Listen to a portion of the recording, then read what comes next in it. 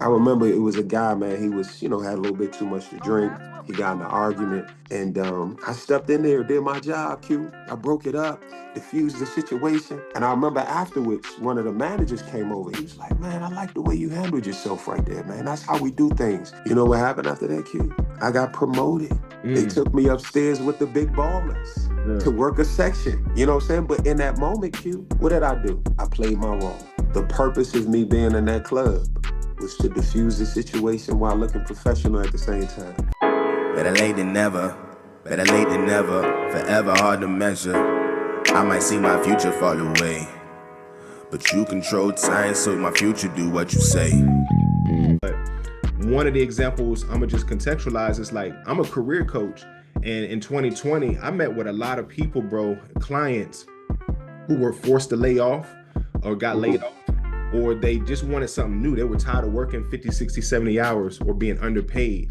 So like even though I would help them with resumes, job search strategy, personal brand, like they often struggle with like the idea of like I don't have to be married to this career. Like I can do something different. And underneath that was misplaced purpose, to be honest Mm. with you. So the first thing I would usually do is do a mission statement that's rooted in uh something that's deeper than just their work, if that makes sense. So I just want to contextualize that like it's not just a college athletes type of thing.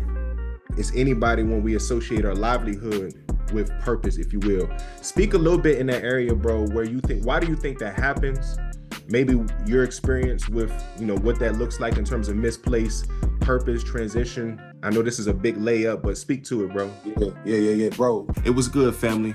God has called me to help people to align and maximize their calling with their purpose. And one of the ways that I do that is through writing. My first book is called Purpose Driven Work, which focuses on helping people to get unstuck in their dreams, callings, and their careers. My second book is Purpose Driven Coaching, which really focuses on helping educators, leaders, and workforce development professionals to use coaching to make an impact on individuals' lives. And then lastly, my most recent book is called On Purpose Leadership, which I wrote with my homeboy Vad Lee, which focuses on cultivating leadership for teams and organizations. You guys can purchase any one of my books on Amazon. Y'all be blessed out here, man. You, as you were talking, man, it made me realize, even when you were talking about how some people are married to certain careers or whatever like that, right? Um, what I think the thing that was devastating for me was I was always looking for that big purpose. You know what I'm saying? We can see at the end of Martin Luther King's life what he accomplished on a grand scale. But Martin Luther King was a son, he was a father, he was a husband. You know what I'm saying? Like, I think the tough part that I realize now in the middle of this conversation as it's coming to me is I was, like you said, you attach yourself to this to fill this void. I want to be a rapper. You know what I'm saying? And again, right, I think about our culture, right? Like, that was our examples of greatness. That's good. Mm. And exposure is the hidden gem that leads to us finding out our purpose. But Q, I want to use it not in a singular term, but a plural term. We fulfill a variety of different purposes. Okay. You know what I'm saying? And what helped, I guess, will hold us over until we find that big thing. Whether Rahmad's going to be a national speaker one day, that's a big thing. Whether Q's going to be a producer for a great record label, that's a big thing. But on the day-to-day, until we get there, what's bringing you fulfillment? You know what I'm saying? What is that thing that gets you waking up? So again, I talk about all these different jobs that I've had: janitor, security, data analyst, these different positions. I'm slicing data analyst. It was more so like I'm just punching keys, you know what I'm saying, into a system.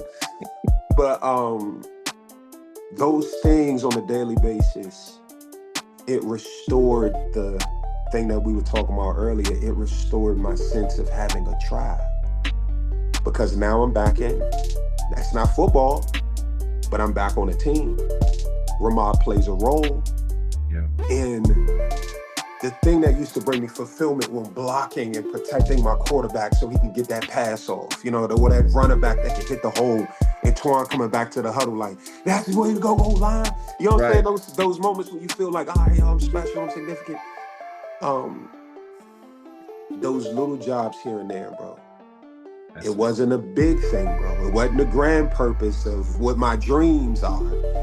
But it gave me that thing that I think we all need, which is, I'm using a different word, it was the fulfillment of I did something that mattered. Yeah. I did something that mattered. Team, we got an objective this week.